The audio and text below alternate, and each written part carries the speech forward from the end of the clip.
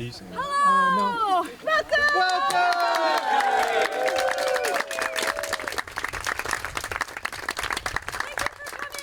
Just some announcement or things you should know.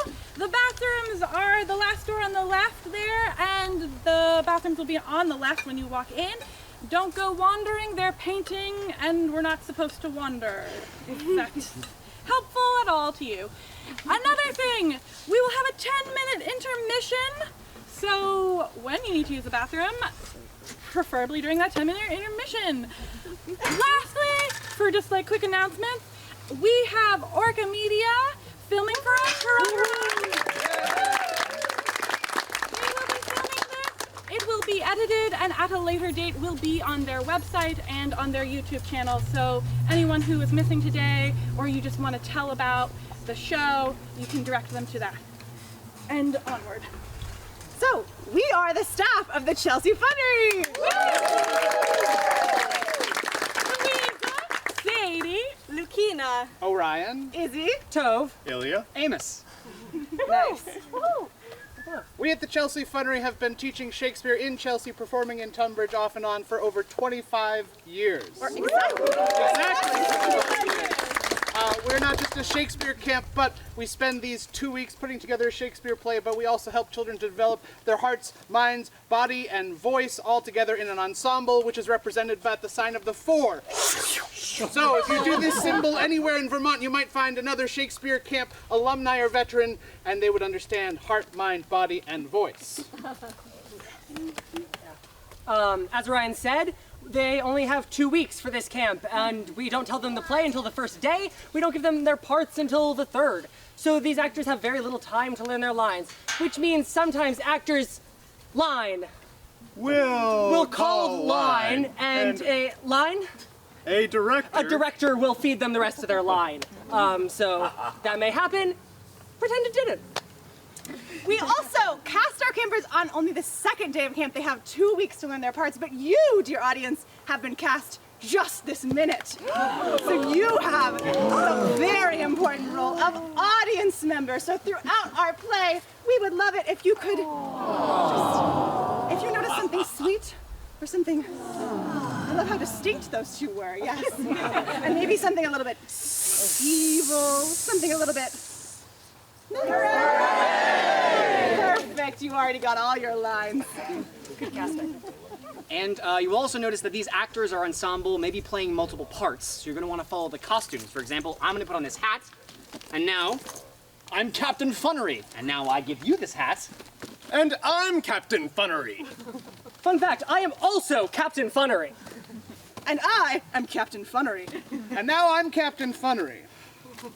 and now I am Captain Funnery. Did you get it? Follow the costume, not the actor. Yeah.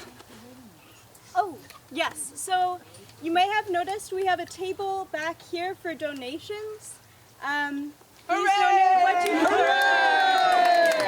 As many of you probably know, this year has been a very hard year for arts organizations, and we haven't had, yes. We've got this. Yes. It's been difficult to locate funding for small programs like us. So anything you can do to help funds our scholarship program. It makes it possible for us to have an amazing team of staff like this. And it makes the whole program accessible to anybody who wants to join. And also your donations don't necessarily have to be monetary. If you have connections, if you could spread the word about camp to families who might be interested or organizations that support local arts like us, please send them our way. And we also have a couple of shout outs. We want to thank ATY, a former camper, for helping us so much with our participation. And we also want to shout out Michelle Kennedy for organizing our potluck at the end of the show. All right, without further ado, a Midsummer Night's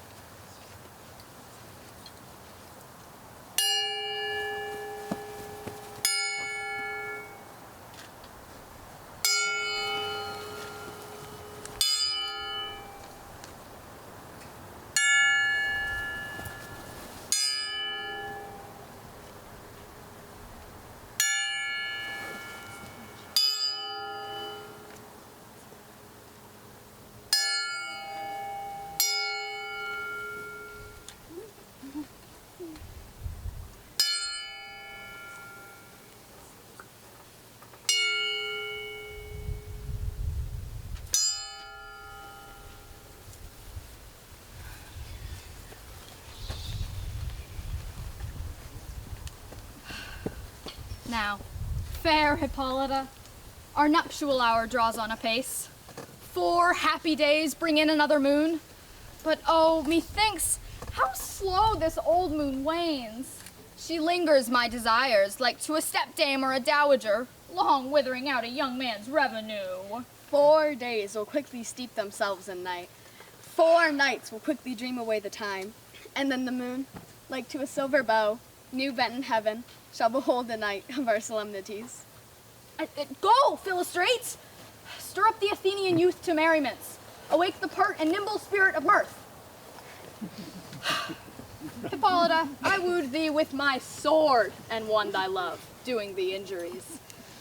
But I will wed thee in another key, with pomp, with triumph, and with reveling. Happy be Theseus, our renowned Duke. Thanks, good Aegis.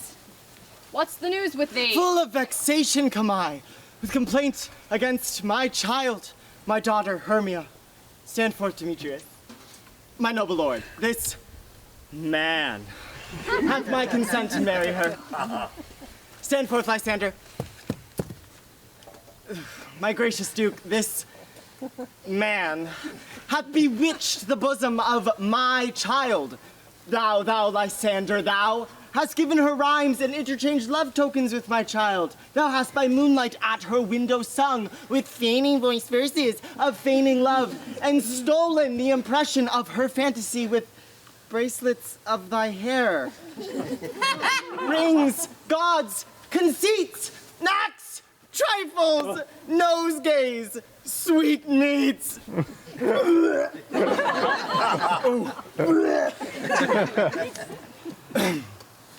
With cunning hast thou filched my daughter's heart, and turned her obedience, which is due to me, into stubborn harshness.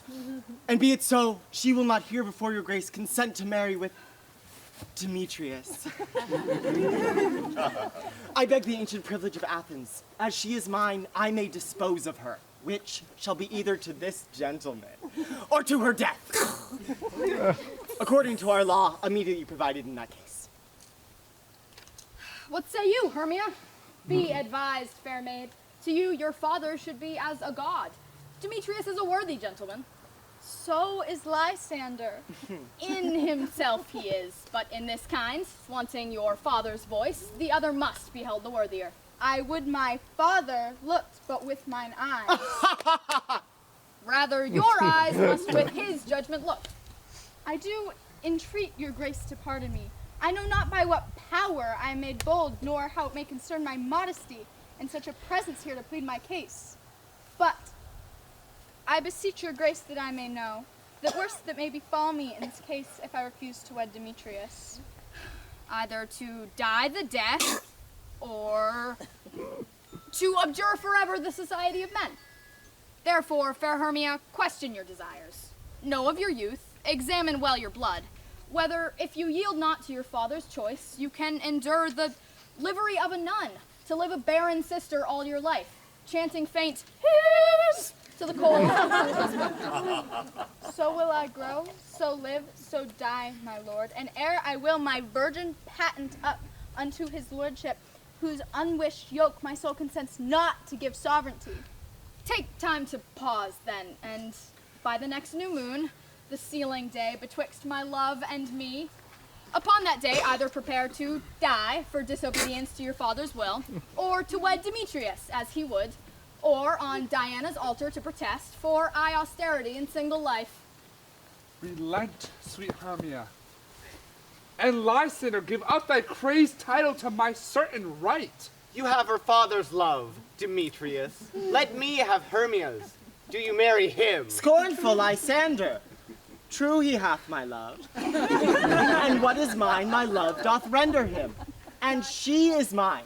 And all my right of her I do instate unto Demetrius. I am, my lord, as well derived as he, as well possessed. My love is more than his. My fortunes every way as fairly ranked, if not with vantage as Demetrius.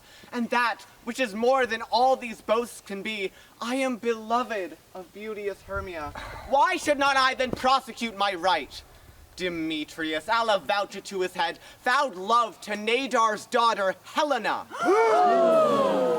And won her soul, and she, sweet lady, dotes, devoutly dotes in idolatry upon this spotted and inconstant man. I must confess that I have heard so much. And with Demetrius thought to have spoke thereof. But being overfull of self-affairs, my mind did lose it. But Demetrius, come, and come, Aegis, you shall go with me. I have some private schooling for you both. For you, Hermia, look you arm yourself to fit your fancies to your father's will. Line. Or else the law of Athens yields you up to death or to a vow of single life. Come, my Hippolyta! What cheer, my love? Oh, with duty and desire we follow you. How now, my love?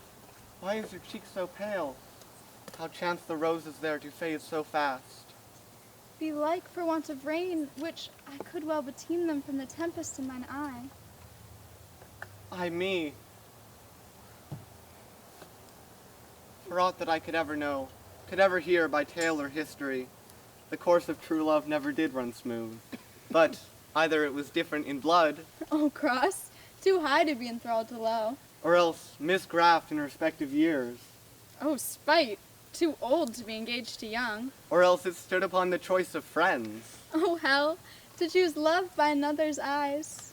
Or, if there were a sympathy in choice, war, death, or sickness did lay siege to it, making it momentary as a sound, swift as a shadow, short as any dream, brief as the lightning in the collied night that, in a spleen, unfolds both heaven and earth, and ere a man hath power to say, behold, the jaws of darkness do devour it up.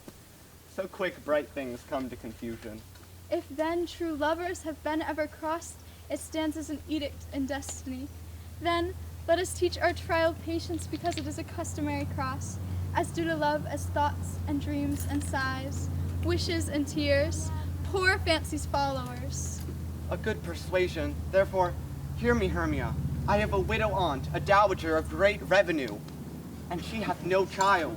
From Athens is her house remote 7 leagues, and she respects me as her only son. There, gentle Hermia, may I marry thee. And to that place, the sharp Athenian law cannot pursue us. If thou lovest me then, steal forth thy father's house tomorrow night, and in the wood, a league without the town, there will I stay for thee. My good Lysander, I swear to thee by Cupid's strongest bow, by his best arrow with the golden head, by the simplicity of Venus's doves, by that which knitteth souls and prospers loves, by all the vows that ever men have broke, and number more than ever women spoke. In that same place thou hast appointed me. Tomorrow truly I will go with thee. Keep promise, love. Look, here comes Helena.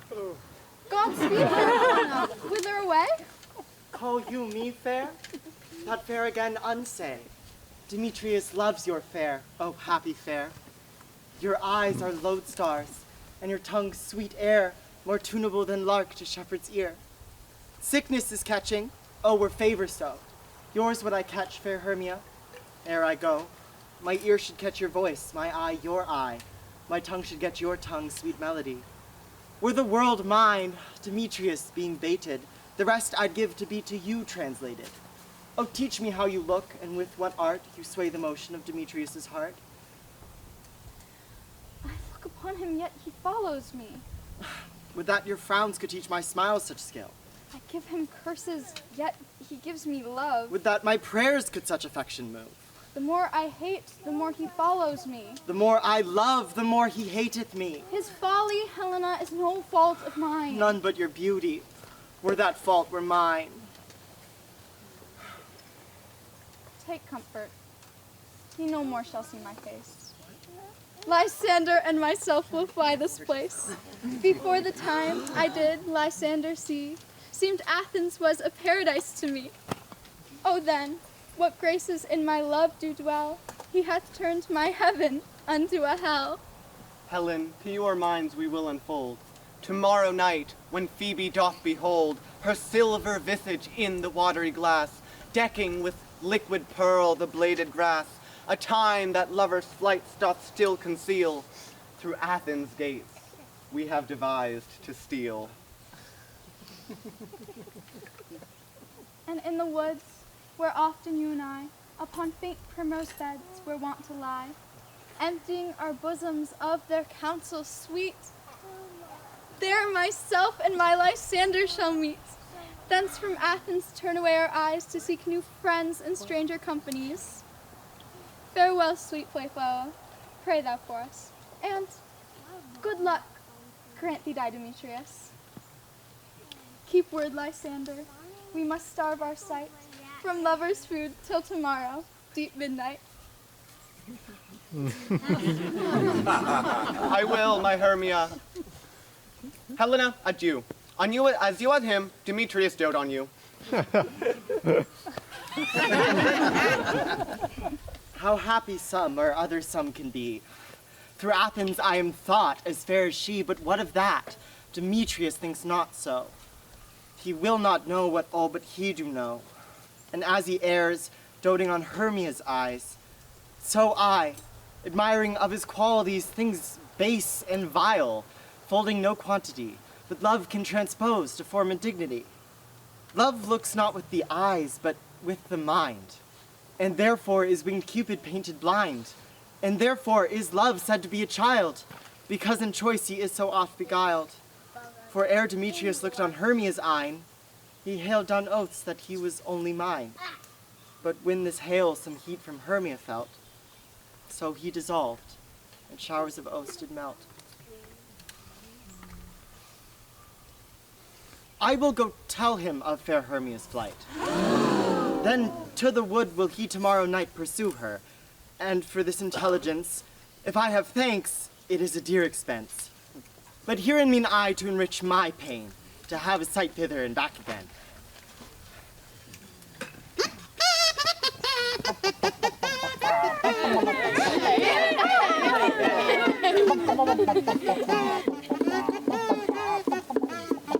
Is all our company here?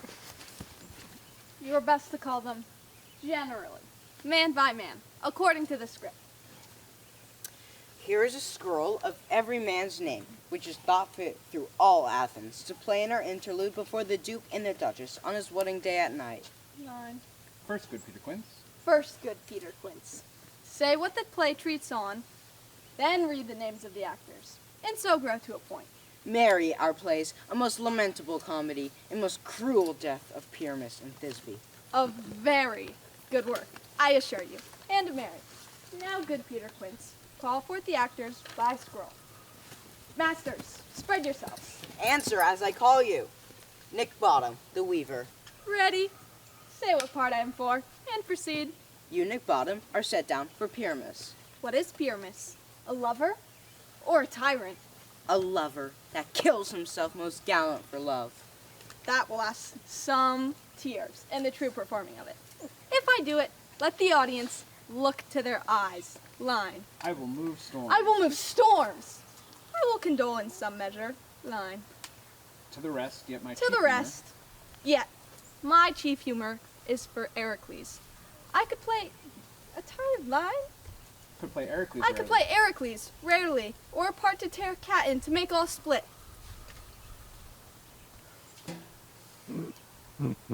The raging rocks and shivering shocks shall break the locks of prison's gate. Amphibious car shall shine from far to make it mar the foolish fates. Hooray! This was lofty. Now name the rest of the players. This is Ericles' vein, a tyrant's vein. Lovers more condoling. Francis Flute, the bellows mender. Here, Peter Quince. Flute, you must take Thisbe on you. What is Thisbe? A wandering knight? It is the lady that Pyramus must love. Nay, faith, let me not play, woman. I have a beard coming in. That's all right. You shall play it in a mask, and you may speak as small as you will. And may I hide my face. Let me play Thisbe too. I'll speak in a monstrous little voice. Thisne, Thisne.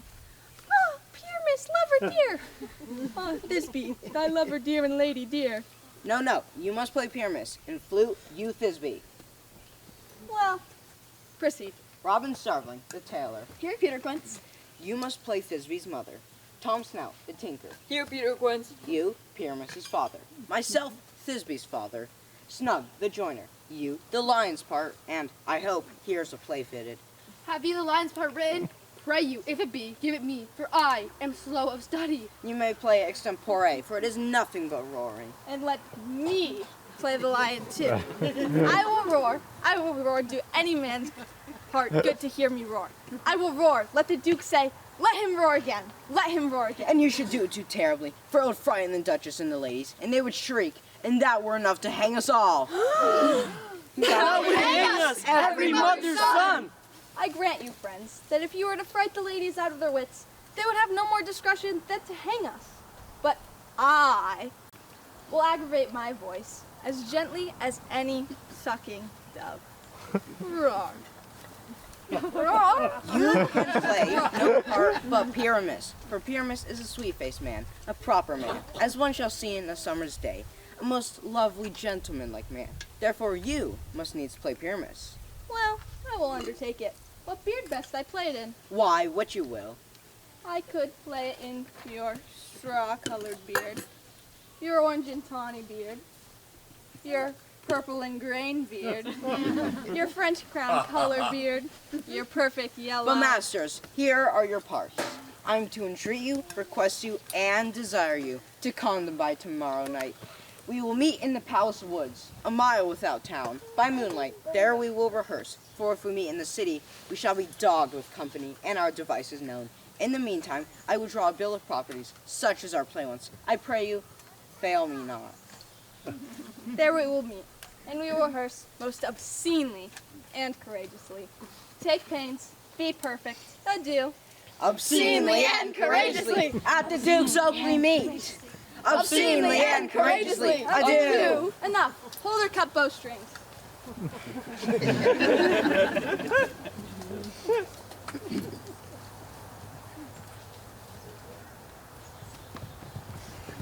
How now, spirit? Whither wander you? Over hill, over dale, through brush, through briar, over park, over pale, through flood, through fire. I do wander everywhere, swifter than the moon's sphere, and I serve the fairy queen to do her orbs upon the green.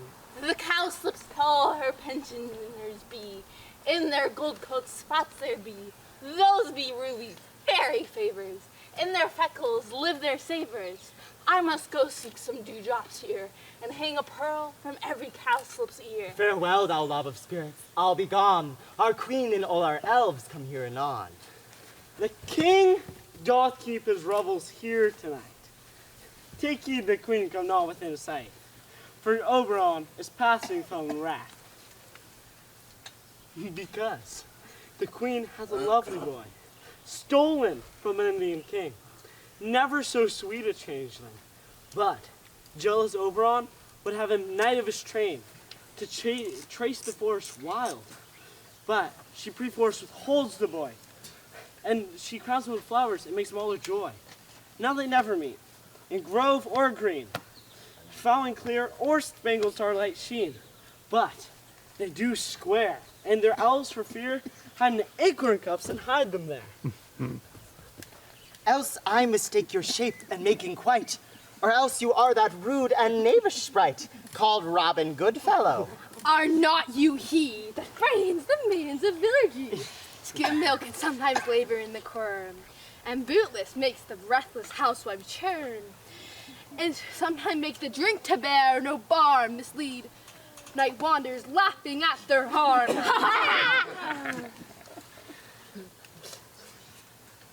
And those that Robin Goodfellow call you, and sweet Puck, you do their work, and they shall have good luck. Are not you he? Thou speakest all right. I am that merry wanderer of the night. I jest Oberon to make him smile, when I, a fat and bean-fed horse beguile, neighing in the likeness of a filly fowl. I do sometimes some work in the gossip's bowl, in the likeness of a roasted crab. Upon the withered dewlap pour the ale, the wisest aunt telling the saddest tale. And a 3-foot stool sometimes mistaketh she, and I slip from her bum, and down topples she. And the tailor cries and falls into a cough. Then the whole choir laughs, and their hips, Baroom, fairies, here comes Oberon. And here my mistress, Would that ye were gone.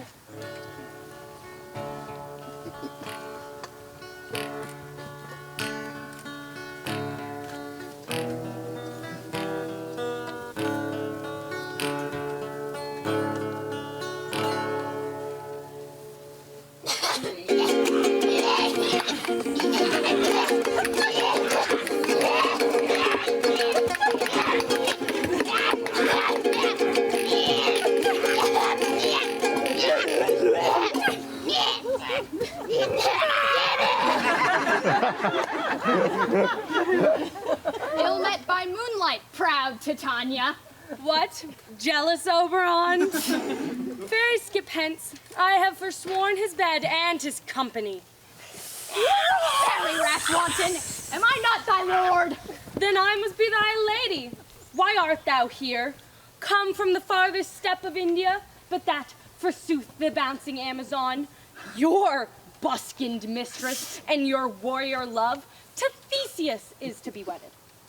And you come to give their bed joy and prosperity. How canst thou thus for shame, Titania, glance at my credit with Hippolyta, knowing I know thy love for Theseus? These are the forgeries of jealousy. And never since the midsummer spring met we on hill, in dale, forest, or mead, by paved fountain or by rushy brook, or in the beached margin of the sea. But with thy brawls thou hast disturbed our sport. Therefore the winds, piping to us in vain, have every pelting river made so proud that they have overborne their continents. 9. The green corn. The green corn hath rotted ere its youth attained a beard. The moon, the governess of floods, pale in her anger, washes all the air, that rheumatic diseases do abound. In this distemperature we see, the seasons alter, hoary-headed frosts far in the fresh lap of the crimson rose, the spring, the summer, the childing autumn, the angry winter. Fine. Change their wanton liveries, and the mazed world, by their increase, knows not which is which. This same progeny of evils comes from our debate, from our dissension. We are their parents and original. Do you amend it then? It lies in you. Why should Titania cross her Oberon? I do but beg a little changeling boy to be my henchman. Set your heart at rest. The fairy land buys not the child of me. His mother was a votaress of my order. In the spiced Indian air by night, full often has she gossiped by my side and sat with me on Neptune's yellow sands. We laughed to see the sails conceive and grow big-bellied with wanton wind. But she being mortal, of that boy did die. For her sake, I do rear up her boy. For her sake, I will not part with him. How long within this wood intend you stay? Perchance until after Theseus's wedding day.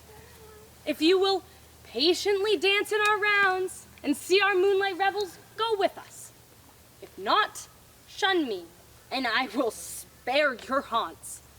Give me that boy, and I will go with thee. Not for thy fairy kingdom! Fairies, be gone.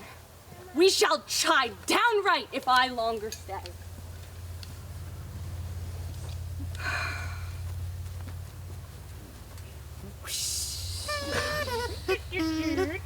What do cows use for math? A calculator. What's the Tunbridge Fair's most popular customers? What? Fairies! Well, go thy way. Thou shalt not from this grove till I torment thee for this injury. My gentle Puck, come hither.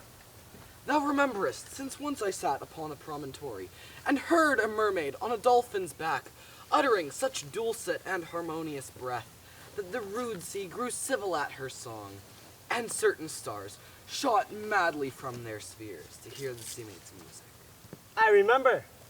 That very time I saw, but thou couldst not, flying between the cold moon and the earth, Cupid, all armed, a certain aim he took, at a fair vestal throned by the west, and loosed his love shaft smartly from his bow, as it should pierce 100,000 hearts. Yet marked I where the bolt of Cupid fell. It fell upon a little western flower, before milk white, now purple with love's wound, and maidens call it love in idleness. Fetch me that flower, the herb I shewed thee once. The juice of it, on sleeping eyelids laid, will make or man or woman madly dote upon the next living creature that it sees. Fetch me that flower, and be thou here again, ere the Leviathan can swim a league. I'll put a girdle around the earth in 40 minutes. Having once this juice, I'll watch Titania when she is asleep, and drop the liquor of it in her eye. The next thing then she waking looks upon, be it on lion, bear, or wolf, or bull, on meddling monkey, or on busy ape, she shall pursue it with the soul of love. And ere I take this charm from off her sight, as I can take it with another herb, I'll make her render up her page to me. But who comes here? I am invisible, and will overhear their conference. I love thee not, therefore pursue me not. Where is Lysander and fair Hermia? The one I'll slay, the other slayeth me. Thou toldst me they were stolen into this wood, so here I am, woed within this wood, because I cannot meet my Hermia. Hence, get you gone, and follow me no more. You draw me, you hard-hearted adamant, and yet you draw not iron, for my heart is as true as steel. Leave you your power to draw, and I will have no power to follow you. Do I entice you? Do I speak you fair? Or rather, in plainest, do I tell you that I do not nor cannot love you? And even for that, do I love you the more? Tempt not the hatred of my spirit, for I'm sick when I do look on thee. And I am sick when I look not on you. You do impeach your modesty too much to leave the city and commit yourself into the hands of one that cannot love you, to trust the opportunity of the night. But it is not night when I do see your face, and therefore I think I am not in the night. Nor doth this wood lack worlds of company, for you, in my respect, are all the world. And how can it be said that I am alone when all the world is here to look on me? Oh, run from me, and hide me in the mercy of the brakes. Leave you to the mercy of wild beasts. The wildest have not such a heart as you. Run when you will, the story shall be changed. Apollo flies and Daphne holds the chase. Sorry, pardon me. The dove pursues the griffin. The mild hind makes speed to catch the tiger. Sorry.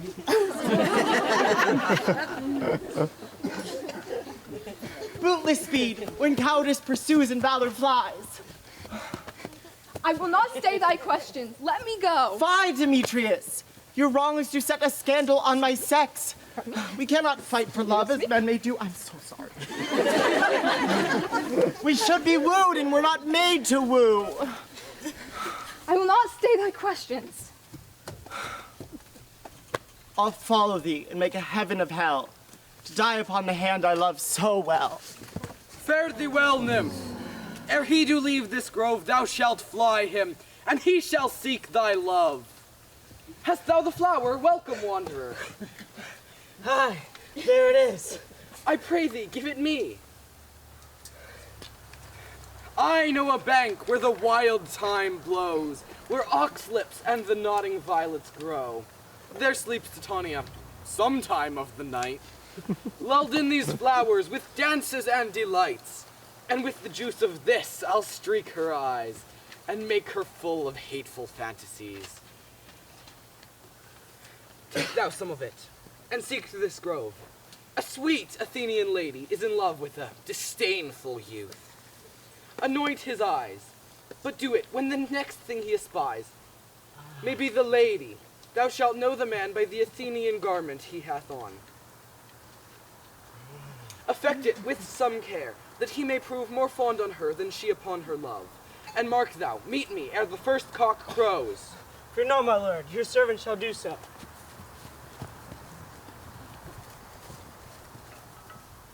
Come, now roundel in a fairy song. Then for a third part of a minute, hence. Some to kill cankers in the musk rose buds. Some war with bats for their leatherned wings, to make my small elves' coats. And some keep back the clamorous owl that nightly hoots and wonders at our quaint spirits. Sing me now sleep, then to your offices let me rest.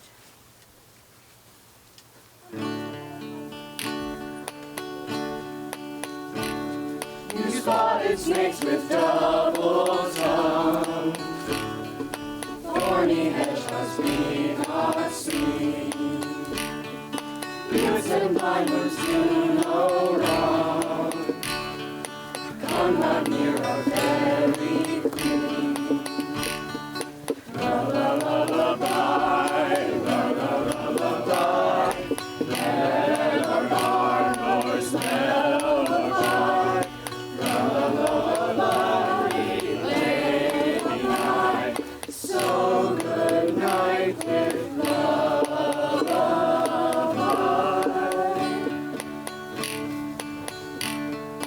weaving spiders come not near, hedgehog-legged spinners' heads, eagles black approach not near, worm or snail do no offense.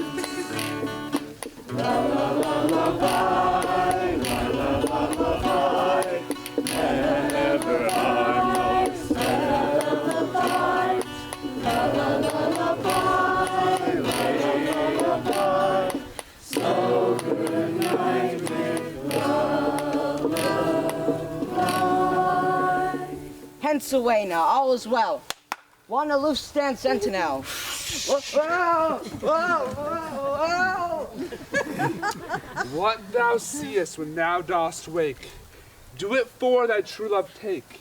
Love and languish for his sake, be it pard or cat or bear, ounce or boar with bristled hair. When now in thy eye this shall appear, when thou wakest it is thy dear, wake when some vile thing is here.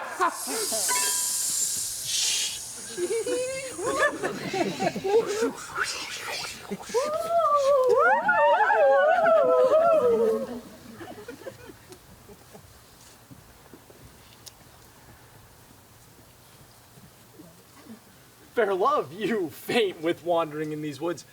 And to speak truth, I have lost our way.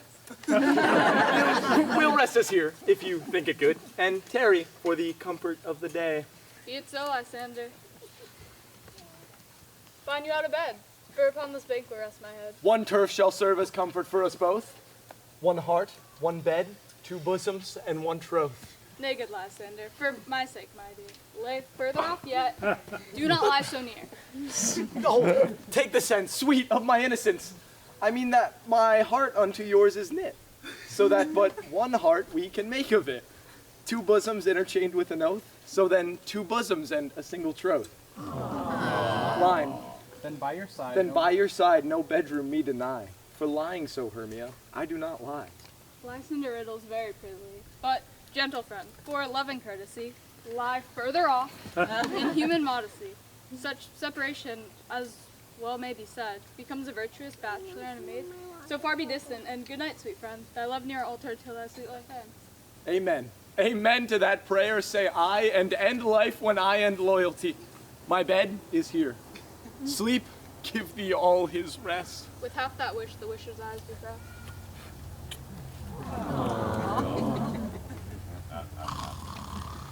Through the woods have I gone, but Athenian found I none. Night and silence. Who is here? Weeds of Athens he doth wear. This is he. My master said he despised the Athenian maid. And here is the maid! Sleeping sound on the dank and dirty ground. Pretty soul. She durst not lie near this lack love, this kill courtesy. True. Upon thy eyes I throw all the power this charm doth owe. When thou wakest, let love forbid sleep his seat on thy eyelid. So awake when I am gone, for I must now to Oberon. Stay, though thou kill me, sweet Demetrius. I charge thee hence, do not haunt me thus. Wilt thou leave me in the dark? Do not so. Stay alone. I alone will go. Oh, I am out of breath in this fond chase. The more my prayer, the lesser is my grace. Happy be Hermia, wheresoe'er she lies, for she hath blessed and attractive eyes. How came her eyes so bright? Not with salt tears, if so my eyes are oftener washed than hers. No, no, I am as ugly as a bear. For beasts that meet me run away for fear. Therefore no marvel, though Demetrius do as a monster fly my presence thus. But who is here? Lysander on the ground? Dead? Or asleep? I see no blood, no wound. Lysander, if you live, good sir, awake. And run through fire I will for thy sweet sake. Transparent Helena, nature shows art, and through thy bosom makes me see thy heart. Where's Demetrius? Oh, how fit a word is that vile name to perish on my sword! Do not say so, Lysander, say not so. What though he love your Hermia, Lord, what though? But Hermia still loves you, then be content. Content with Hermia? No, I do repent the tedious minutes with her I have spent. Not Hermia, but Helena, I love, who would not change a raven for a dove. The will of man is by his reason swayed, and reason says you are the worthier mate. Wherefore was I to this keen mockery born? When at your hands did I deserve this scorn? Is it not enough? Is it not enough, young man, that I did never, no, nor never can, deserve a sweet look from Demetrius's eye, but you must flout my insufficiency? But fare thee well. Perforce, I must confess, I thought you a lord of no true gentleness. Oh, that a lady of one man refused should of another therefore be abused. She sees not Hermia. Hermia, sleep thou there, and never mayst thou come Lysander near. And all my powers, address your love and might, to honor Helen, and to be her knight.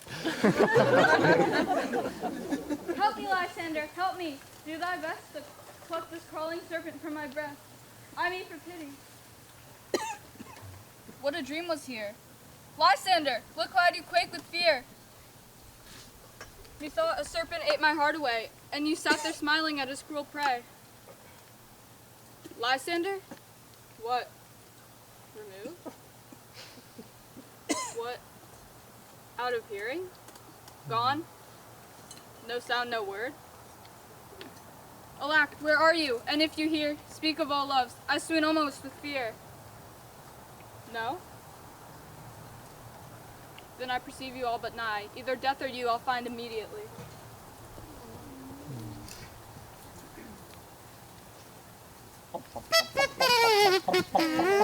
Very good, very good, very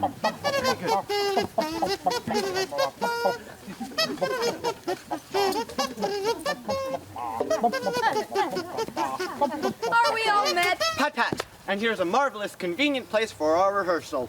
This green plot shall be our stage, this hawthorn brake our tiring house, and we will do it in action as we will do it before the Duke. Peter Quince, What sayest thou, Bully Bottom? there are things in this comedy of Pyramus and Thisbe that will never please. First, Pyramus must draw a sword to kill himself, which the ladies cannot abide. How answer you this? Fire lake in a parlous fear. I believe we must leave the killing out when all is done. Not a wit. I have a device that will make all well. Write me a prologue. And let the prologue seem to say, we will do no harm with our swords. And that I, Pyramus, am not killed indeed. And for the more better assurance, tell him that I, Pyramus, am not Pyramus, but Bottom the Weaver. This will put them out of their fear.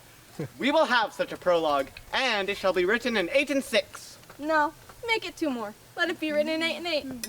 Will not the ladies be afeard of the lion? I fear it, I promised you. Line. Masters, you ought to consider. Masters, you ought to consider with yourself. To bring in, God shield us, a lion among ladies is a most dreadful thing. For there is not a more fearful wildfowl than your living lion, and we ought to look to it. Therefore, another prologue must tell he's not a lion. Nay, he must name his name, and half the lion's face must be seen through his neck. And he himself must speak, saying thus, ladies, or fair ladies, I would wish you, or I would request you, or I would entreat you, not to fear, not to tremble, my life for yours. If you think I come hither as a lion, it were a pity of my life. No, I am no such thing. I am a man, as other men are, and their deed tell him plainly that he is Snug the Joiner. Well, it shall be so. But there's 2 hard things. That is, we must bring the moonlight into a chamber, for, says the story, Pyramus and Thisbe meet by moonlight. Doth the moon shine the night we play our play? A calendar, a calendar. Ooh. Look in the almanac. Find out moonshine. Find out moonshine. Yes, it doth shine that night. Why then, may you leave the casement of the great chamber window, where we play, open, and the moon shall shine in on the casement. Aye, or else one must come in with a bush of thorns and a lanthorn and say he comes to disfigure or to present the character of moonshine. But there is another thing. That is, we must have a wall in the great chamber. For Pyramus and Thisbe, says the story, to talk through the chink of a wall. You can never bring in a wall. What say you, Bottom? Some man, or other thing, must present wall. Let him have some plaster or loam, or some rough cast about him, and let him hold his fingers thus, and through this chink shall Pyramus and Thisbe whisper. Well, if that may be, then all is well. Come, sit down, every mother's son, and rehearse your parts. Pyramus, enter. When you have spoken your speech, enter into that break, and so every man according to his part. What hempen homespuns have we swaggering here? So near the cradle of the fairy queen? What, a play toward? I'll be an auditor, an actor too, perhaps, if I see cause. Speak, Pyramus. Thisbe, stand forth. Thisbe, thy flowers of odious savor sweet. Odors! Odors! Odors savor sweet. So hath thy breath, thy dearest Thisbe dear. But hark, a voice. Stay thou but here a while, and by I will appear. A stranger Pyramus than ever played here. Must I speak now? Aye, Mary, must you, for you must understand he goes but to see a noise that he heard, and is to come again. Most radiant Pyramus, most lily white of hue, color like red rose on triumph barrier, most eke, most brisk, lovely youth, as true as horse that ever never tire. I'll meet thee Pyramus in these two. 92, man! Why, you must not speak that yet, that you answer to Pyramus. You speak all your part at once, cues and all. Pyramus, enter, your cue is past. It is never tire. Oh, as true as horse that it would never tire.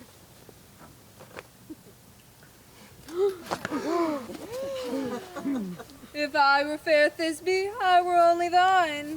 Oh, monstrous! Oh, strange! We are haunted! Pray, masters! Fly, masters! Help! Oh, I'll follow you! I'll lead you about around! Through bush, through brake, through briar. Sometimes a horse I'll be, sometime a hound. And neigh, and bark, and grunt, and roar, and burn, like horse, hound, hog, headless bear at every turn. Why do they run away? This is a knavery of them to make me feared. Oh, bottom, thou art changed. What do I see on thee?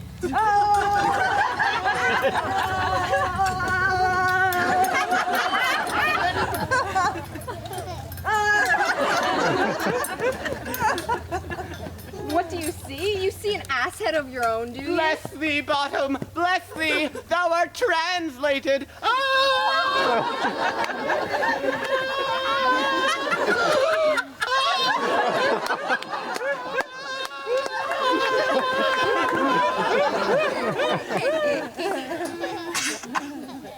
I see their knavery. This is to make an ass of me, to scare me if they could. But I will not stir from this place. I will walk up and down here, and I will sing, as they can hear I'm not afraid. The ousel-cock so black of hue with tawny orange bill, the throstle with his nose so true, the wren with little quill. What angel wakes me from my flowery bed?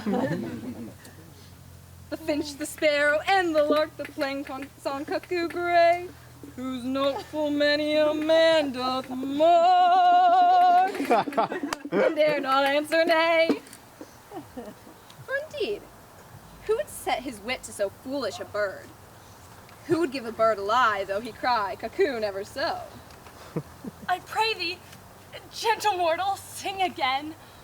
Mine ear is much enamored of thy note, so is mine eye enthralled to thy shape. Thy fair virtue's force perforce doth move me. On the first view to say, no, to swear I love thee. Methinks, mistress, you have little reason for that. Yet reason and love keep little company together nowadays. The more the pity the honest neighbor does not make them friends. Nay, I can gleek upon occasion. Yawn! Thou art as wise as thou art beautiful. Not so, neither. But if I had wit enough to make it out of this wood, I'd have enough to serve mine own turn. Out of this wood, do not desire to go. Thou shalt remain here whether thou wilt or no. I do love thee. Therefore go with me. I will give these fairies to attend on thee, and they'll fetch thee jewels from the deep, and sing while on pressed flowers doth sleep. Peas blossom, cobweb, moth, and mustard seed. Ready? And I, and I, and I. Where shall we go? Be kind and courteous to this gentleman. Feed him apricots and dewberries, purple grapes, green figs, and mulberries. Steal the honey bag from the humble bee.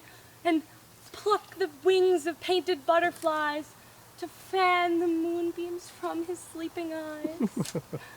Be courteous to this man. Hail, mortal. Hail. Hail? I cry your worship's mercy. Heartily. I beseech your worship's name. Cobweb. I shall desire more of your acquaintance, good Master Cobweb. If I cut my finger, I'll make bold with you. Your name, honest gentleman? Peas Blossom. I pray you, command me to Mistress Squash, your mother, and Master Peascod, your father. Master Peas Blossom. I shall desire more of your acquaintance, too. Your name, good gentleman? Mustard Seed. Good Master Mustard Seed. I swear your kindred had made mine eyes water ere now. Good Master Mustard Seed. I shall desire more of your acquaintance, too. Come, do this man courtesies. The moon, methinks, looks with a watery eye, and when she weeps, weeps every little flower. Lead him to my bower, lamenting some enforced chastity. Tie up my love's tongue and bring him silently.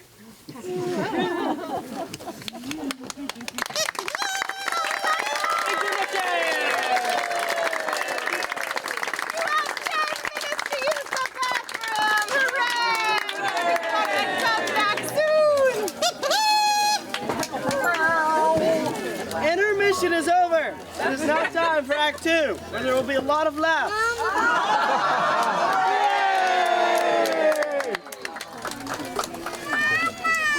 In that moment, so it came to pass, Titania waked and straightway loved in act. Ha! This falls out better than I could devise. But hast thou yet latched the Athenian's eyes with the love juice, as I did bid thee do? I took him sleeping, that is finished too. And the Athenian woman by his side, that when he waked, of force she must be eyed. Stand close. This is the same Athenian. This is the woman, but not this the man. Oh, why rebuke you him that loves you so? Lay breath so bitter on your bitter foe. Now I but chide, for I should use thee worse. For thou hast given me cause to curse. Hast thou slain Lysander in his sleep? Being overshoes and blood, plunge in the deep and kill me too. The sun was not so true unto the day, as he to me was stolen away from sleeping Hermia. It cannot be, but thou hast murdered him. So a murderer looks so dead, so grim. So should the murdered look, so should I, pierced through the heart with your stern cruelty. Yet you, the murderer, look as bright, as clear, as yonder Venus in her glimmering sphere. What's this to my Lysander? Where is he? Argue, Demetrius, wilt thou give him me? I'd rather give this carcass to my hounds. Out, dog, out, cur! Thou drew me past the bounds of maiden's patience. Hast thou slain him then? Henceforth to be numbered among men. Oh, tell truth for my sake. Hast thou looked upon him being awake and killed him sleeping? Brave touch, could not a worm and adder do so much? You spend your passion on a misprized mood. I'm not guilty of Lysander's blood, nor is he dead for all I can tell. I pray thee then, tell me that he is well.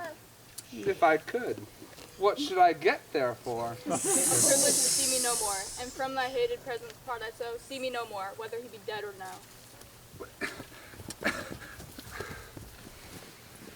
There's no following her in this fierce vein. Here, therefore, while I will remain.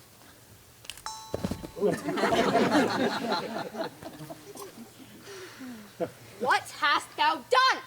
Thou hast mistaken quite and laid the love juice on some true love's sight. About the wood go swifter than the wind, and Helena of Athens look thou find. All fancy sick she is and pale of cheer, with sighs of love that cost the fresh blood dear. By some illusion, see thou bring her here. I'll charm his eyes against she do appear. I go, look how I go, swifter than arrow from Tartar's bow. Flower of this purple dye, hit with Cupid's archery, sink in apple of his eye. When his love he doth espy, let her shine as gloriously as the Venus of the sky. When he wakes, if she be by, beg of her for remedy.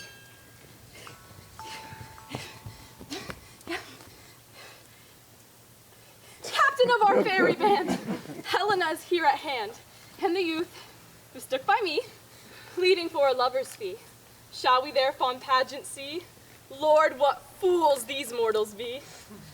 Stand aside. The noise they make will cause Demetrius to awake. Then will two at once woo one. That must needs be sport alone. And these things do best please me that befall preposterously.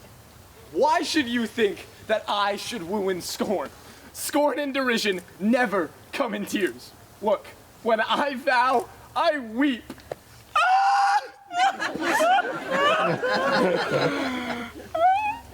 And vows so born, in their nativity, all truth appears. You do advance your cunning more and more. These vows are Hermia's. Will you give her o'er? I had no judgment when to her I swore. Nor none in my mind, now you give her o'er. Demetrius loves her, and he loves not you. Oh, Helen, goddess, nymph, perfect divine, to what thy love could I compare in thine eye? Crystal is muddy.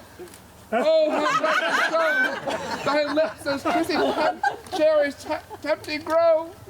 Oh, spite! Oh, hell! I see you all are bent!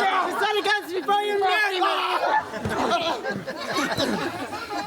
If you were civil and knew courtesy, you would not do me thus much injury. Can you not hate me, as I know you do, but you must join in souls to mock me too? If you were men, as men you are in show, you would not use it, gentle lady, so, to vow and swear and superpraise my parts, when I am sure you hate me with your hearts. You both are rivals and love Hermia, now both rivals to mock Helena. You are unkind, Demetrius. Be not so. For you love Hermia. This you know, I know. And here, with all goodwill, with all my heart, in Hermia's love, I yield you up my part. Wow! And yours of Helena, to me bequeath, whom I do love, and will do till my death. Never did mockers waste more idle brat. Lysander! Keep thy Hermia, I'll have her none. If e'er I loved her, all my love is gone. My heart, but as a wise guest sojourned, and to Helen it is home returned there to remain. Helen, it is not so! Disparage not the faith thou dost know! Lest to thy peril abide by a dear. Look where thy love is, yonder is thy dear. Thou art not by mine eye, Lysander, found mine ear, and led me to thy sound, but why unkindly didst thou leave me so? Why should he stay whom love doth press to go? What love could press Lysander from my side? Lysander's love that would not let him bide. Why seekest thou me? Could not this make thee know the hate I bear thee made me leave thee so? You speak not as you think. It cannot be. Lo, she is one of this confederacy. Now I perceive they hath conjoined all three to fashion this false fort in spite of me. Injurious Hermia, most ungrateful maid, have you conspired, have you with these contrived to bait me with this foul derision? Is all the counsel that we two have shared, all sisters' vows, the hours that we have spent, when we have chid the hasty-footed time for parting us? Oh, is it all forgot? All school days friendship, childhood innocence? We, Hermia, like two artificial gods, have with our needles created both one flower, both on one sampler, sitting on one cushion, both warbling of one song, both in one key, as if our hands, our sides, voices, and minds had been incorporate. So we grow together, like to a double cherry, seeming parted, but yet an union in partition. Two lovely berries molded on one stem. So, two seeming bodies, but one heart. And will you rent our ancient love asunder, to join with men in scorning your poor friend? I am amazed at your passionate words. I scorn you not. It seems you scorn me. Have you not set Lysander? as in scorn, to follow me and praise my eyes and face, and made your other love, Demetrius, who even but now did spurn me with his foot, to call me goddess, nymph, divine and rare, precious, celestial? Wherefore calls he this to her he hates, and wherefore doth Lysander deny your love so rich within his soul, and tender me forsooth affection, if not by your setting on, by your consent? I understand not what you mean by this. I do persever. Counterfeit sad looks, wink at each other, hold the sweet jest up. This sport, well carried, shall be chronicled. If you had any pity, grace, or manners, you would not make me such an argument. But fare thee well. 'Tis partly mine own fault, which death or absence soon shall remedy. Stay gentle, Helena! Hear my excuse.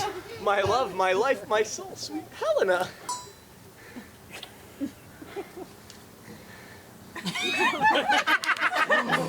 Oh, excellent. Sweet, do not scorn her so. I love thee more than he can do. If thou say so, withdraw and prove it too. Quick, come, quick, quick, quick, quick! Ah!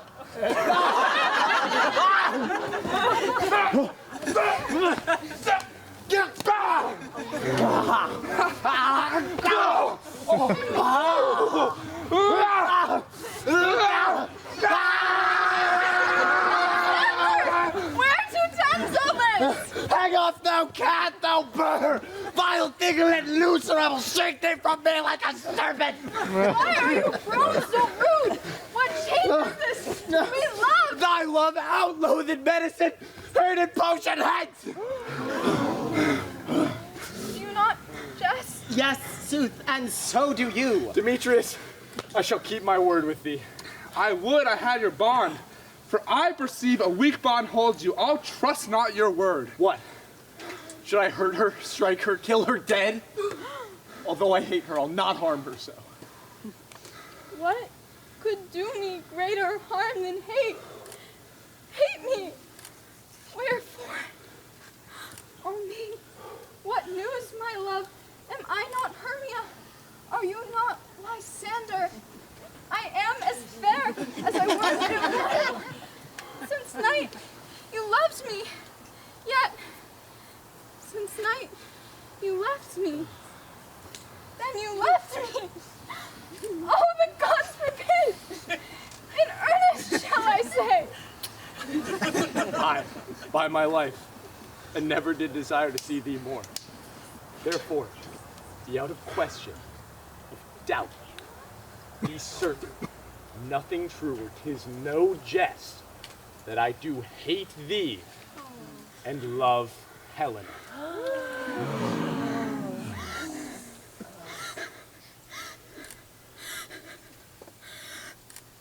Oh me! You juggler! You canker-blossom! You thief of love!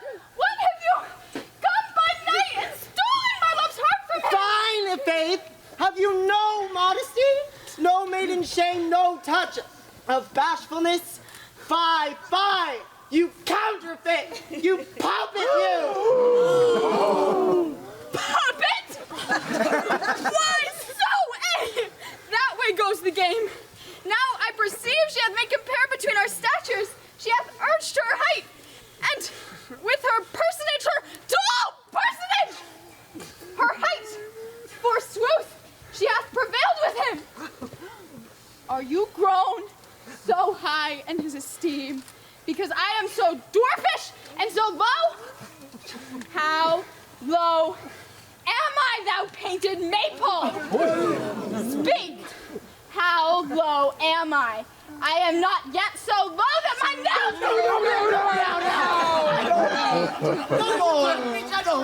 Let her not hurt me! Because she has something lower than myself that I can match her!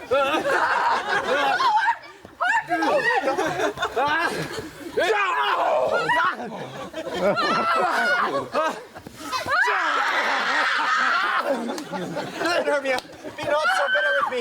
I evermore did love you, Hermia.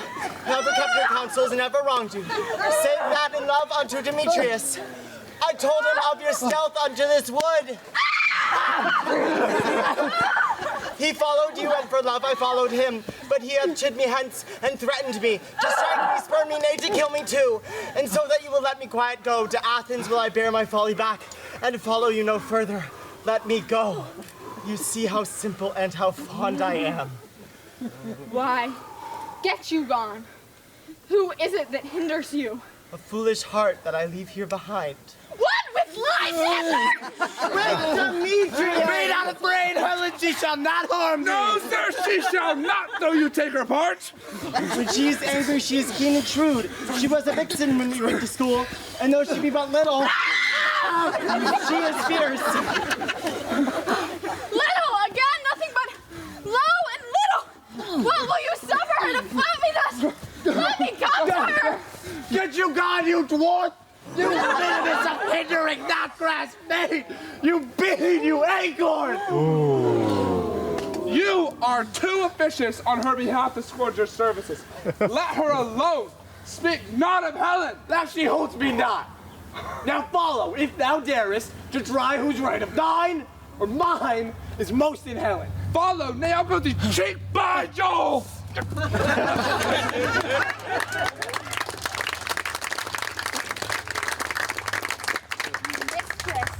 All this toil is long of you. Nay, go not back. I will not stay, I nor longer stay in your cursed company. Your hands than mine are quicker for a fray. My legs are longer, though, to run away.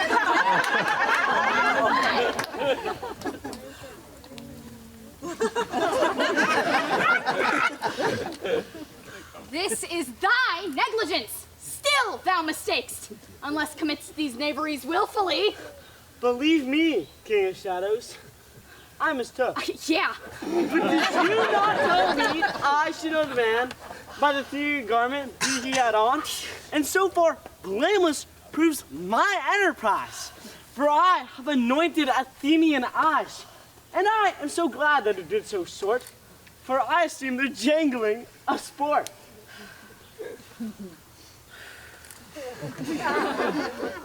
Thou seest these lovers seek a place to fight. High, therefore, Robin, overcast the night, and lead these testy rivals so astray that one comes not within the other's way. Sometime, like Lysander, frame thy tongue, and stir Demetrius up with bitter wrong. And sometime rail thou like Demetrius, and from each other look thou lead them thus, till o'er their brows death counterfeiting sleep, with leaden legs and batty wings doth creep. Then crush this herb into Lysander's eye, whose liquor hath this virtuous property to take from thence all error with his might, and make eyeballs roll with wonted sight. When they next wake, all this derision shall seem a dream and fruitless vision. Whilst I in this affair do thee employ all to my queen and beg her Indian boy. Then I will her charmed eye release for monsters' view, and all things shall be peace. My fairy lord, this must be done with haste. The night swift dragons cut the clouds full fast. And yonder shines Roar's harbinger, at whose approach ghost wandering here and there, troop home down churchyard paths, damned spirits all line. For fear lest they. But for fear lest they should shame upon, they willfully exile themselves from light. And I must concert with black-browed night. But we are spirits of another sort. I, with the morning's love, have oft made sport, and like a forester the groves may tread, even till the eastern gate all fiery red, opening on Neptune with fair blessed beams, turns into yellow gold his salt green streams. But notwithstanding, haste, make no delay. We may effect this business yet ere day. Up and down, I shall lead them up and down. I am feared in field and town. Goblins, lead them up and down. Here comes one. Where art thou, proud Demetrius? Speak thee now. Here, villain, where art thou? I will be with thee straight. Follow me then.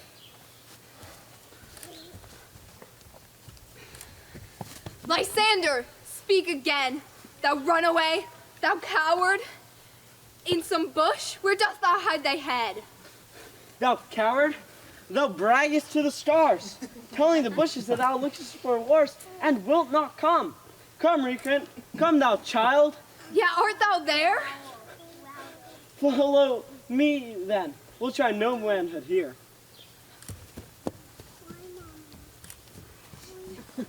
He goes before me and still dares me on.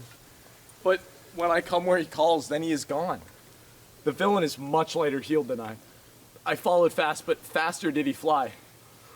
All on the Mayan, dark and uneven way. Here will rest me. Ho, ho, ho, coward. Why comest thou not? Abide me if thou darest, for well I wot, thou runnest before me, shifting every place, and dare not stand nor look me in the face. Come hither, I am here. Nay then, thou mockest me.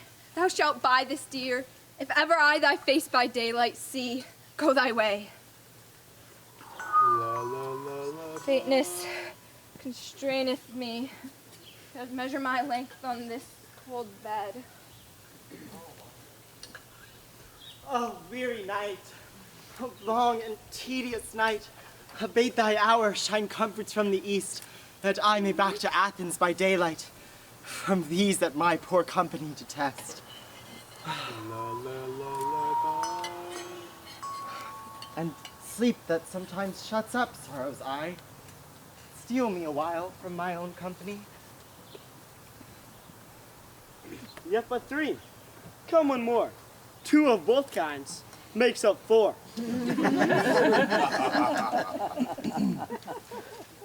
Here she comes, all cursed and sad. Cupid is the knavish lad, just to make poor females mad. Never so weary, never so in woe, bedabbled with dew and torn with briars. I can no further crawl, no further go. My legs can keep no pace with my desires. Here I will rest me till the break of day. Heavens, shield Lysander, if they do mean a fray. On the ground, sleep sound. I'll apply to your eye gentle lover's remedy. When thou wakest, thou takest in the sight of thy former's lady eye.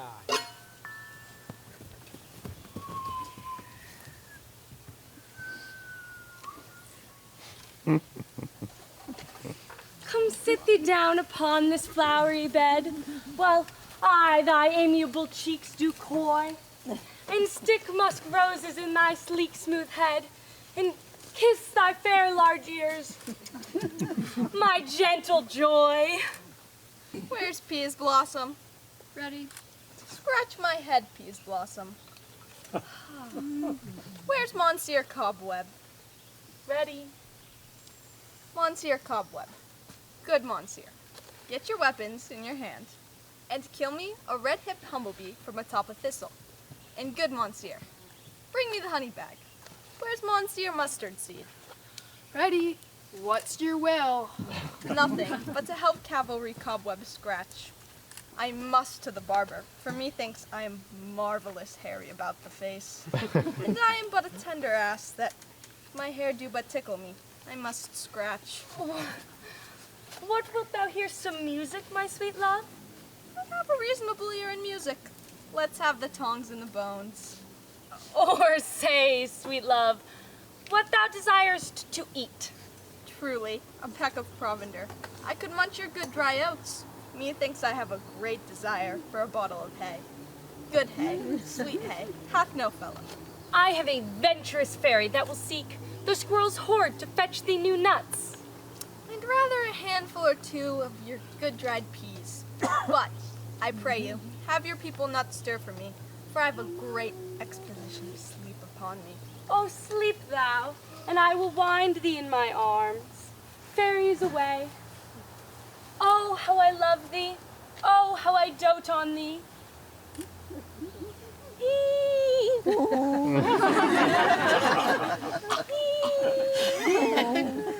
Welcome, good Robin. Seest thou this sweet sight. Her dotage now I do begin to pity. For meeting her of late behind the wood, I then did ask of her changeling child, which straight she gave me, and her fairy sent to bear him to my bower in fairyland. And now I have the boy, I will undo this hateful imperfection in her eyes. Line. And gentle Puck. And gentle Puck, take this transformed scalp from off the head of this Athenian swain, that he awaking when the other do, may all to Athens back again repair, and think no more of this night's accidents than as the fierce vexation of a dream. But now I will release the fairy queen. Be as thou wast wont to be, see as thou wast wont to see. Now, my Titania, wake you, my sweet queen. My Oberon! What visions have I seen? Methought I was enamored of an ass. There lies your love.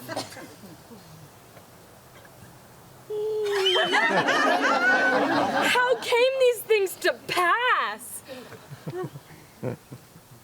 Oh, how mine eyes do loathe his visage now. Silence a while. Robin, take off his head.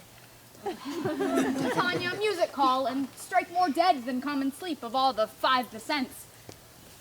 Music, ho music, such as charmeth sleep. Now, when thou wakest with thine own fool's eyes. Sound music. Come, my queen, take hands with me. Let's rock the ground whereon these sleepers be. 5, 6, 7, 8. Oolay, oolay,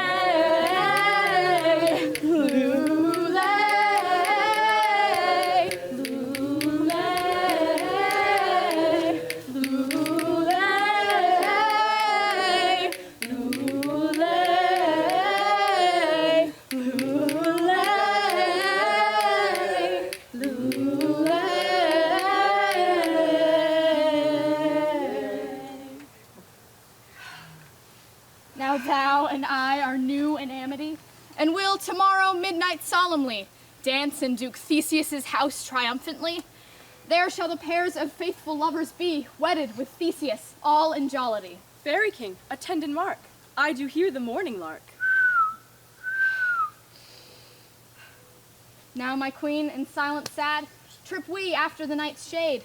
We the globe can compass soon, swifter than the wandering moon. Come, my love, and in our flight, tell me how it came this night. That I, sleeping here, was found with these mortals on the ground.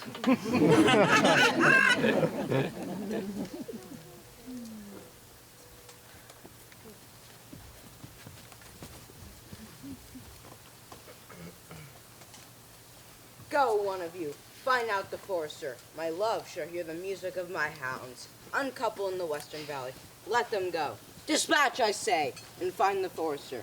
We will, fair queen, up to the mountain's top, and mark the musical confusions of hounds and echo in conjunction. I was with Hercules and Cadmus once, when in a wood of Crete they bayed the bear with hounds of Sparta. Never did I hear such gallant chiding, for, besides the groves, the skies, the fountains, every region near seemed all one mutual cry. Line. I never heard so musical a discord, such sweet thunder. My hounds are bred of the Spartan kind, so flued, so sanded, and their heads are hung with ears that sweep away the morning dew. Crook-kneed and dew-lapped, a cry was never, more tunable was never hollowed to, nor cheered with horn. Judge when you hear. So,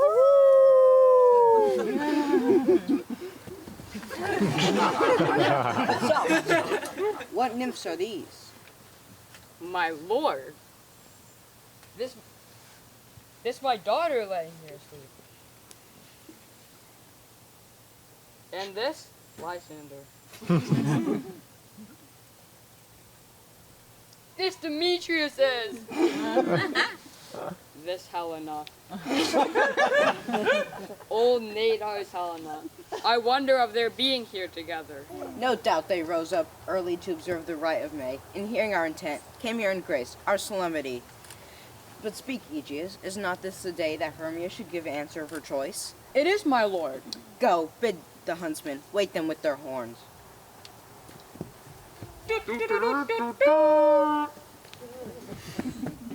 Good morrow, friends. St. Valentine is past. Begin these wood birds but a couple now? Pardon, my lord. I pray you all, stand up. I know you two are rival enemies. How comes this gentle concord in the world that that hatred is so far from jealousy, to sleep by hate and fear no enmity? My lord, I shall reply amazedly, half sleep, half waking, but as yet I cannot truly say how I came here.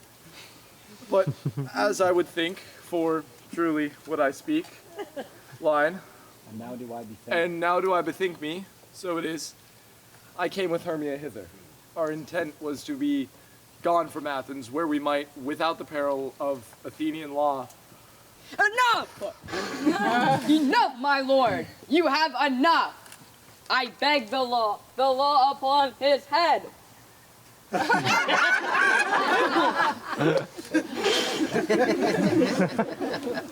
They would have stolen away. They would, Demetrius. Thereby to have defeated me and you. You of your wife and me of my consent. Of my consent that she should be your wife.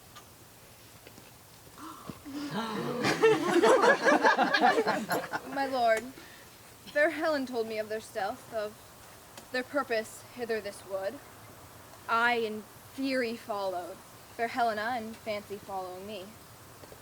But my good lord, I wot not by what power, but by some power it is. My love for Hermia melted as snow. All the faith, virtue of my heart, all the object, pleasure of my eye, only Helena. Her, my lord, I was betrothed ere I saw Hermia. Like in sickness did I loathe this food, but as in health have I come to my natural taste.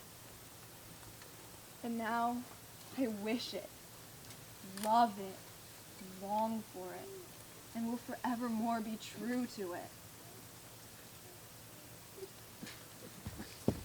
Aegeus, I will overbear your will, for in the temple by and by with us, these couples shall eternally be knit.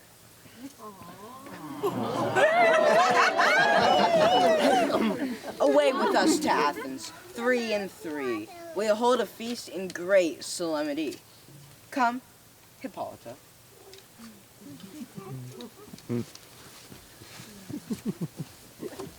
These things seem small and undistinguishable. Methinks I saw these things with parted eyes, when everything seems double. So methinks, and that I have found Demetrius like a jewel, both mine own and not mine own.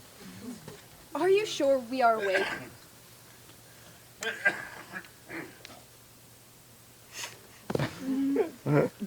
Seems to me we sleep, we dream. Was not the Duke here and bid us follow? Yea, and my father. And Hippolyta. And he did bid us follow to the temple. Why then, we are awake. Let us go. And by the way, let's recount our dreams.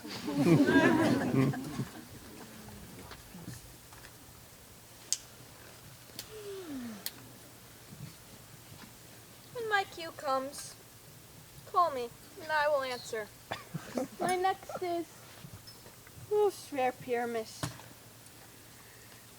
Hi ho. Peter Quince. Flute the bellows mender. Snout the tinker. Starveling! God's my life! Stolen hence and left me asleep. I have had a most rare vision. I have had a dream, past the wit of man to say what dream it was. Methought I was... There is no man can say what. Methought I had... But man is patched fool if he will offer to say what my dream was. Line. The eye of man. The eye of man hath not heard. The ear of man hath not seen. Man's hand is not able to taste, nor his tongue to conceive, or his heart to report what my dream was. I will get Peter Quince to write a ballad of this dream. It will be called Bottom's Dream, since it hath no bottom. And I will perform it at the latter end of the play before the Duke.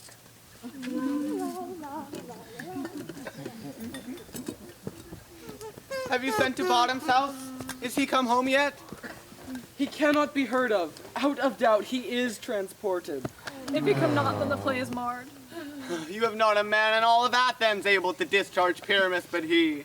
No, he has simply the best wit of any handcraft man in Athens. Yea, and the best person too, and he is a very paramour for a sweet voice. Masters, the Duke is coming from the temple, and there's 2 or 3 lords and ladies more married. If our sport had gone forward, we had all been made men.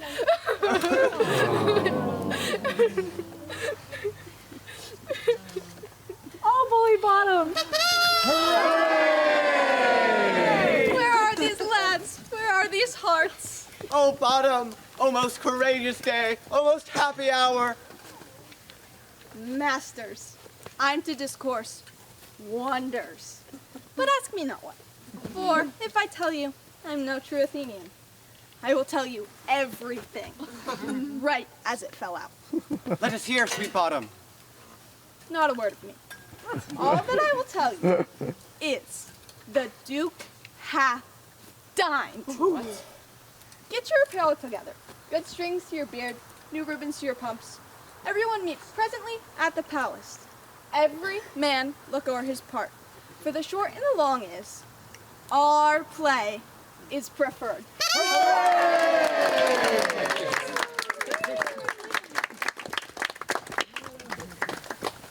In any case, let Thisbe have clean linen. And let he who plays the lion not tear his nails, for they should hang out as the lion's claws. And most, dear actors, eat no onions nor garlic, for we are to utter sweet breath. And I do not doubt but to hear them say that it is a sweet comedy. No more words. Away. Go away.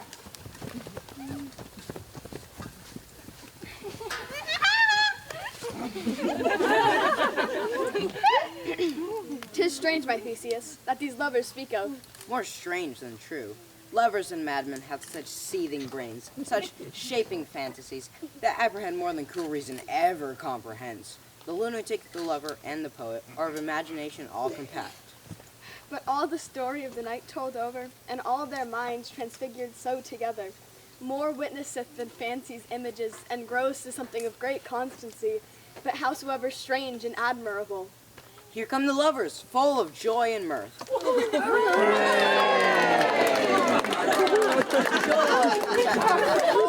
Joy and fresh days of love accompany your hearts. Come now, what masks, what dances shall we have to wear away this long age of 3 hours between our after supper and bedtime?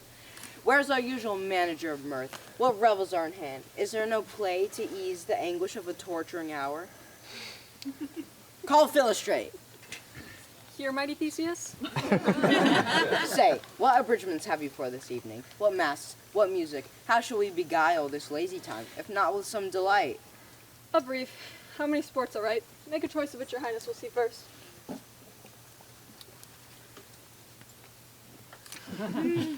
The battle with the centaurs, to be sung by an Athenian eunuch to the harp.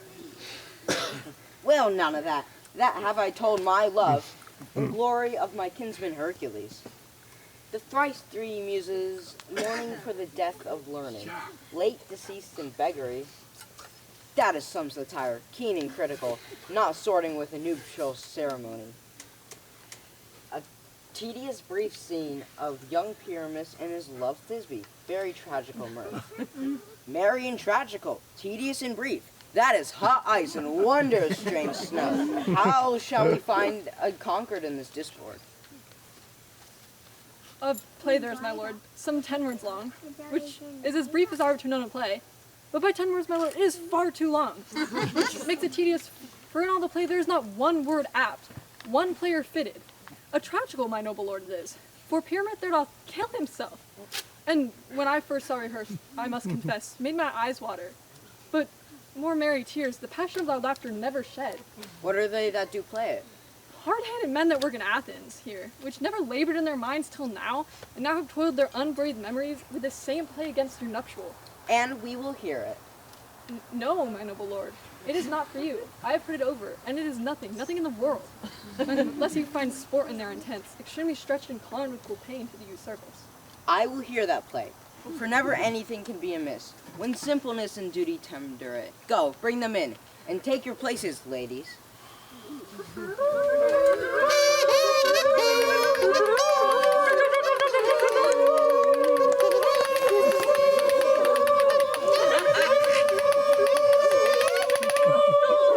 So please, your grace, the prologue. Let him approach. If we offend, it is with our goodwill that you should think we come not to offend, but with goodwill to show our simple skill. Consider then we come but in despite. We do not come in minding to contest you. Our true intent is all for your delight. We are not here that you should hear repent you. The actors are at hand, and by their show you shall know all that you are like to know. This fellow doth not stand upon points. He hath rid his prologue like a rough colt, my lord. A good moral, but it is not enough to speak, but to speak truth. Indeed, he hath played on his prologue like a child on a recorder, a sound, but not in government. His speech, like a tango chain, was nothing impaired, but all disordered. Who's next?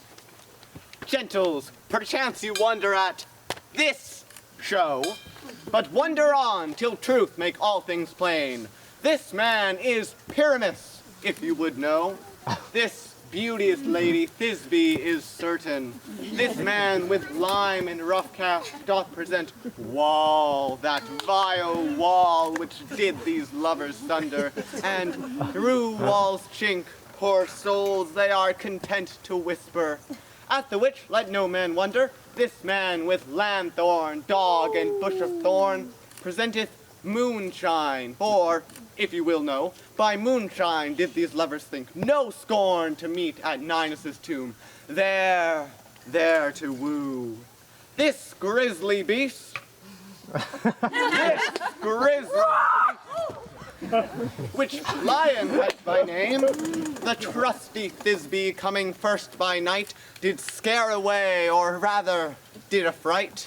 And as she fled, her mantle she did fall. Anon comes Pyramus, sweet youth and tall. Whereat, with blade, he finds his trusty Thisbe's mantle slain, and with blade he bravely broached his boiling bloody breast. And Thisbe, tarrying in mulberry shade, his dagger drew and died.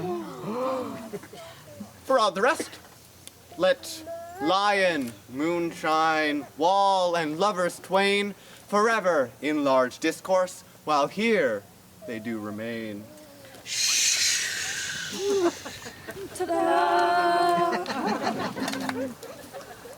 In this same interlude it doth befall that I, once now by name, present and such a wall as I would have you think, that have in it a crannied hole or chink, through which the lovers, Pyramus and Thisbe, are to whisper, often very secretly. This loam, this rough cast, and the stone doth show that I am same wall, the truth is so.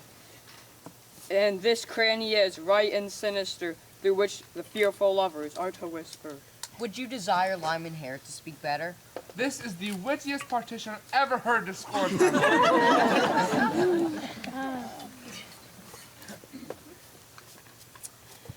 Pyramus draws near the wall. Silence. Oh, grim-looked night!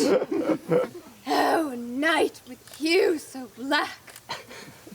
Oh, night, forever art when day is not! Oh, night! Oh, night! Alack! Alack! Alack!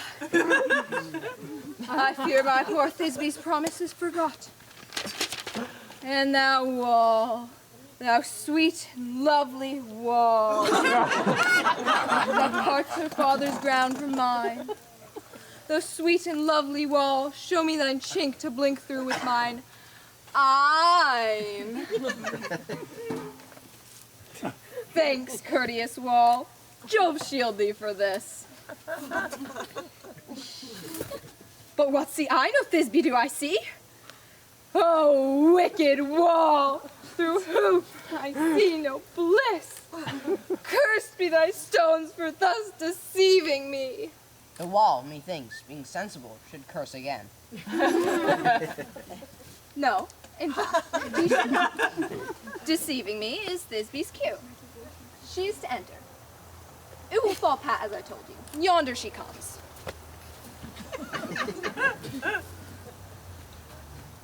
Oh!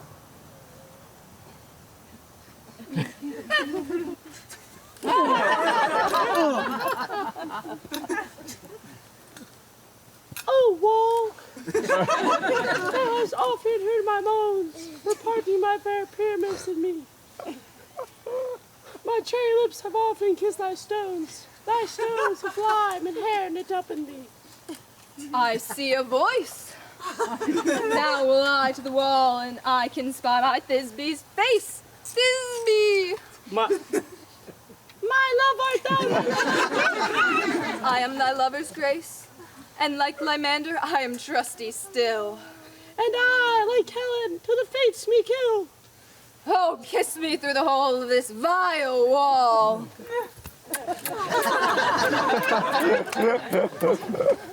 I kissed the wall's hole and not your lips at all. Thou meanest to meet me straight away. I live thy death, I come without delay.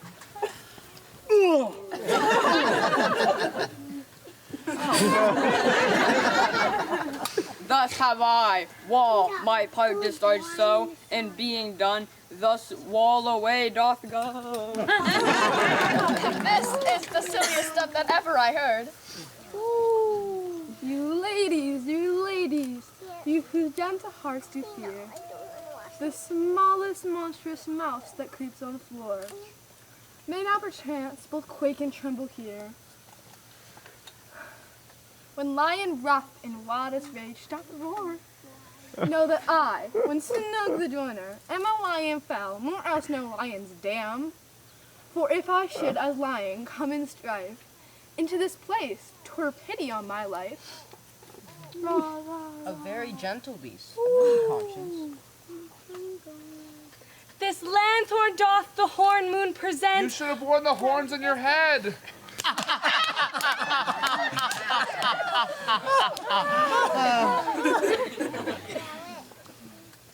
This lanthorn doth the horn moon present. I, the man in the moon, do seem to be. This is the greatest error of them all. The man should be put into the lanthorn. How else is the man in the moon? He dare not go there for the candle, for you see, it is already in snuff. I'm aware of this moon. What he would change. It appears by small light of discretion that he's in the wane. But, yet, in courtesy, in all reason, we must say the time. Proceed, Moon. All I have to say is that the lanthorn is the moon. I, the man in the moon. This thorn bush, my thorn bush. And this dog is my dog. And all those should be in the moon. In the lanthorn, because they're on the moon. But here comes Thisbe.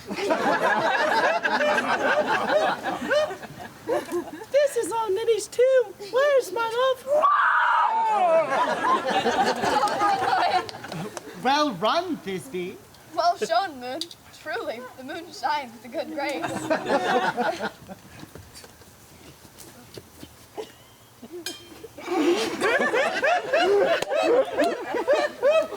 Well-moused lion. And so the lion vanished. And here comes Pyramus.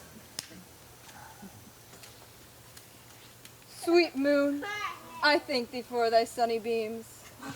I thank thee for shining now so bright, and by thy gracious golden glittering gleams, I trust to take truth Thisbe's sight. But stay, oh spite, what mark, or night, what dreadful dole is here? Eyes, do you see? How could it be? Oh dainty duck, oh dear. Thy mantle good. What? Stained with blood? Approach, ye furies fell. Fates come, cut thread and thrum. Quail, crush, conclude, and quell. How tears.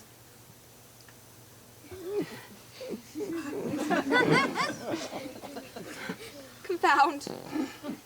Out. Sword.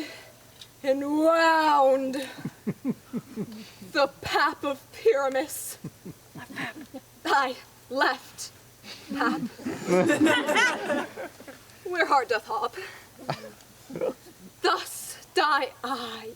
Thus.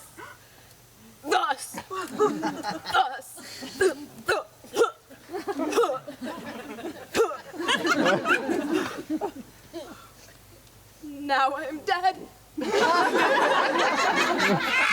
Now I am fled. My soul is in the sky. Tongue, lose thy light. Moon, take thy flight. Now die, die, die. Lie. Die. Die. Lie. Die. Die.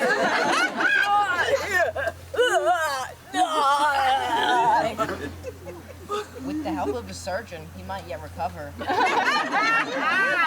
And prove an ass. How chance moonshine? How chance moonshine is gone before Thisbe comes back and finds her lover. She will find him by starlight. Here she comes. Her passion ends the play. Asleep, my love. What dead, my dove? Oh, Pyramus, arise. Speak, speak. Quite dumb.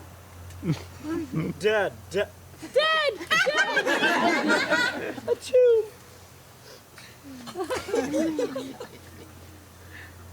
I must close thy sweet eyes. Thy lily lips, thy cherry nose.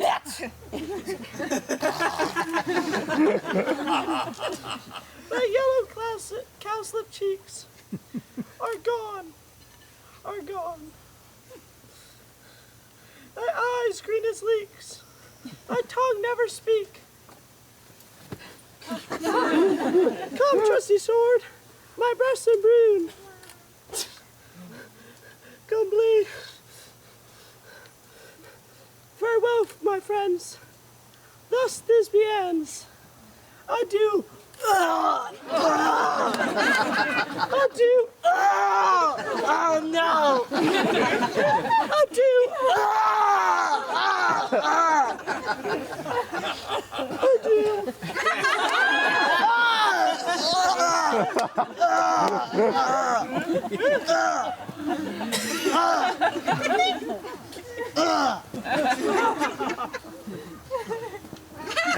Moonshine and Lion are left to bury the dead. I want to. No, I assure you, the wall that part of their fathers is down. Would it please you to see the epilogue? Or hear a bergamot dance between two of our company? No epilogue. No epilogue, I pray you. For your play would be no excuse. For when all the players are dead, there needs none to be blamed. But come, your Bergamask, lay your epilogue alone.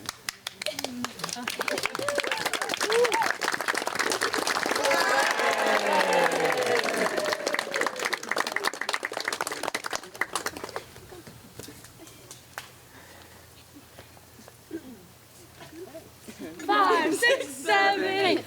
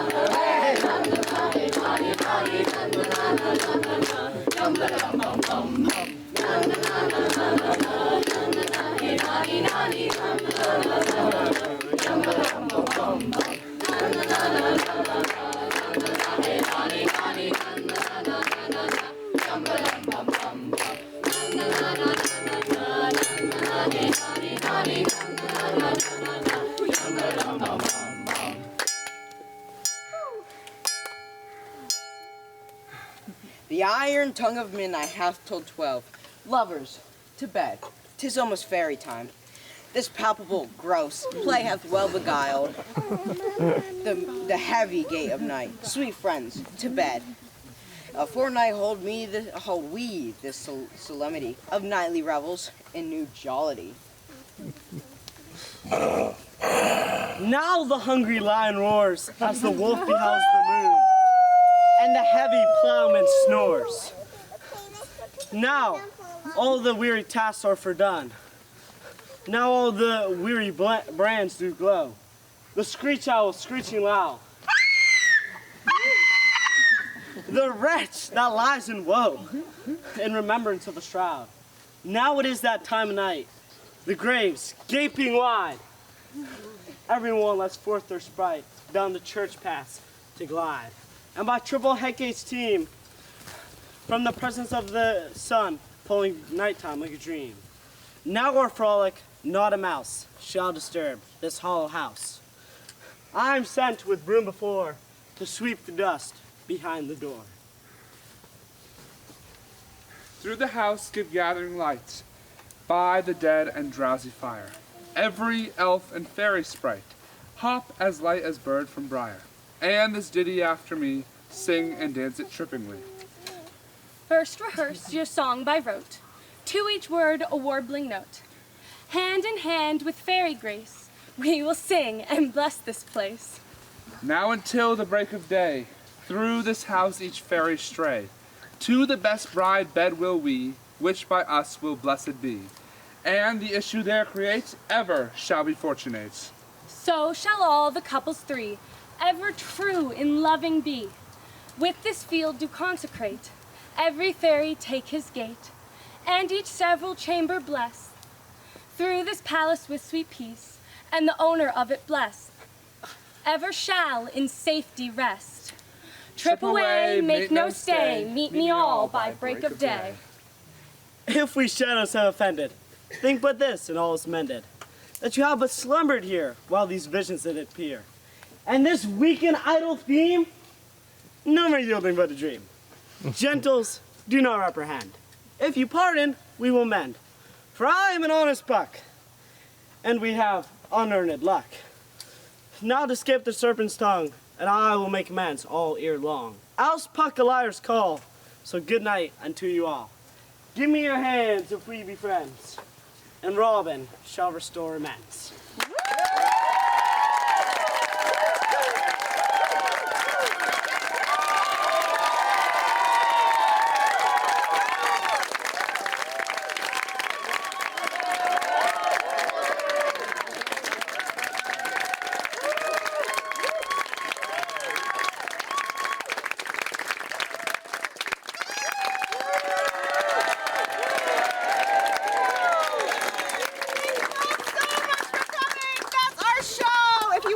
Donations, our jars over there. Buy a shirt. Many colors available.